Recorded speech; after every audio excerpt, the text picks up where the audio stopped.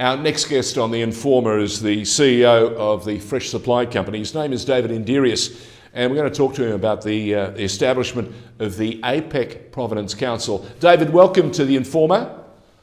Talk to us about the council and how important it was that you guys established it. Well, particularly post-COVID, our mandate is really, it's an industry alliance focused on building trusted, resilient, efficient, and secure supply chains. Why is a secure supply chain so important?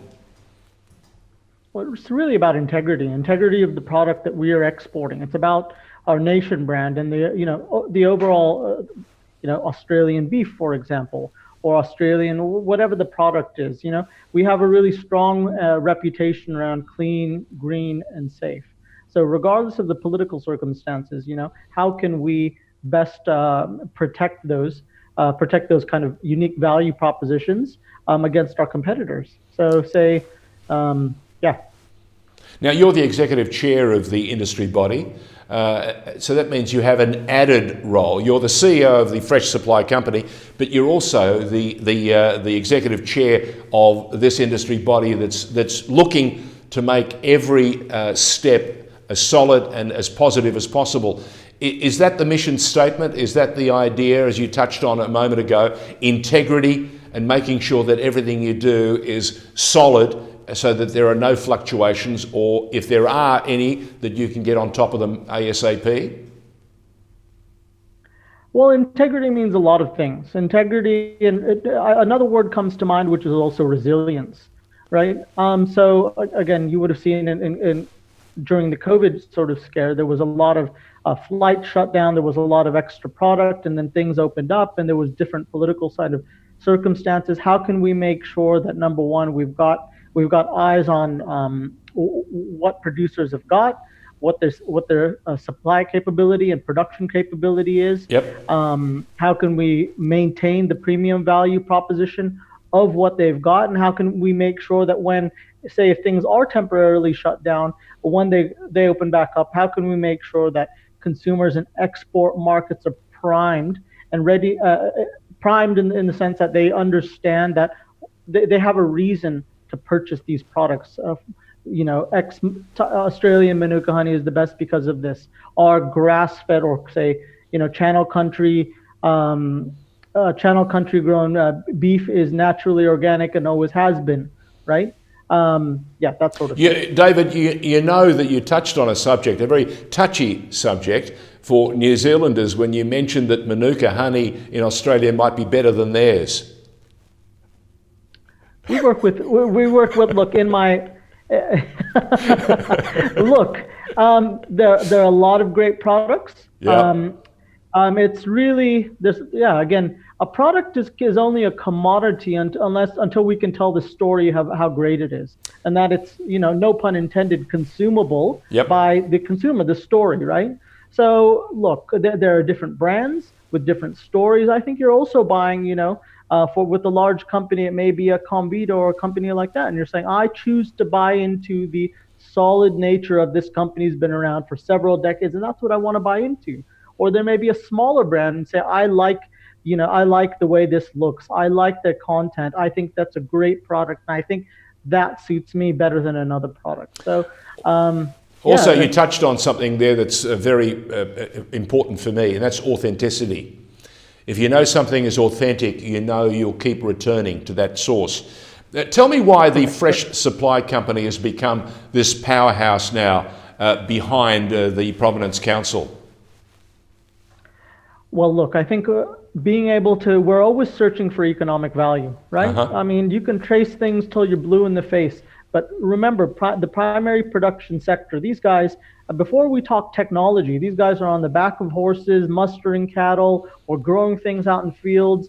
There's drought, they don't necessarily need you. And if you're going to go and spruik a technology product, you've got to make sure it's good value and actually does something for them. I mean, protects the business. And that's where we start to get to these bigger kind of ideas around how can we protect the whole sector? How can we protect large exporters? How could we take the learnings from large exporters and then trickle that down to small and mid-sized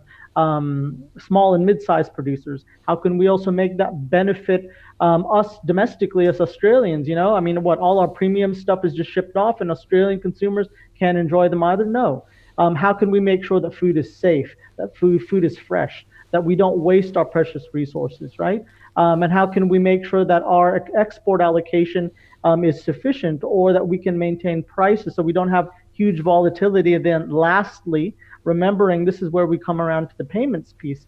How can we make sure that clients putting their, again, it almost sounds cliche, but it's true, that blood, sweat, and tears, all this effort into the ground, right? How can we make sure once they supply a product, it goes overseas and it is a risk. It's kind of, see ya, I hope I get paid. How can we make sure that the trade between the two parties is de-risked? And number two, how can we make sure producers have got more equitable terms of trade?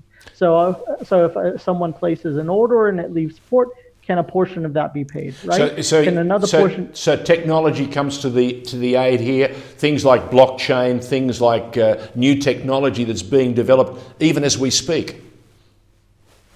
Correct, and it's some people, I would call it tech it to death, but really what's happening is I have transparency around your great practices. I mean, we're not using, or we're very mindful of the inputs that we're putting into the ground or what we're feeding the cattle, that we're not doing other negative things that, maybe other potential competitor countries do, right? Yep. Being able to track that, and because I've got transparency and there's permanence and integrity of said data. That's all that blockchain is, right? Yep. It's just the next standard of the way that we store our information, rather than it being stored internally and saying, okay, well, someone's, I said that it's great. We're saying, no, we took it from the source, and we've got multiple kind of proof points saying that, yep, this beef actually came from, Darling Downs. It was grain fed for X amount of days. It was processed on this day, and it's safe and it's fresh, whether or not the consumer engages with it. Well, I'll tell you what, whatever you're doing, you've managed to get companies of the caliber of MasterCard, Alipay, Food Agility, and Australia Made Council all on board. You don't get them on board unless you can satisfy a number of key areas. So congratulations on that. How hard has it been doing that sort of business? Well, look, we need to make sure that we have a very clear mission statement and value proposition, right? So making sure that everyone can not only just play together, but has complementary services, but can collaborate, right? Yep. And that there's additional value, right? And then all the different pieces of the puzzle, if you want to go and implement something, to make sure it's not a pain to go and implement, because currently it's not over technology and all these traceability, blockchain, and finance linked to that, which should actually aid in working capital and how producers working day in, day out get paid. All of that, if you went and looked for a solution, it's very hard to do. How do you know you're choosing the right one? How do you know that how do you know that they can work well together, right? And that's where we've pieced together these, okay, who's the best in the, who's the best when it comes to this type of technology or that type of technology or this type of packaging. We have all those, players with really great reputations, or specific technology, and not just the technology. On top of that, they're good operators. I trust them. I can work with them, and then we can go to, say, industry or government.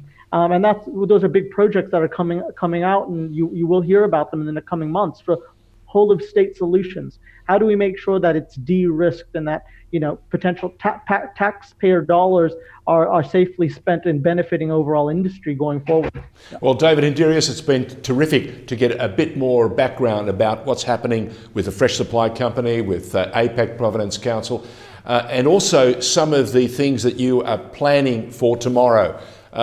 Let's talk again, because it sounds like there are some really interesting times ahead, despite the COVID-19. In fact, because of it, you've had to adjust a lot of your thinking and stay ahead of the game.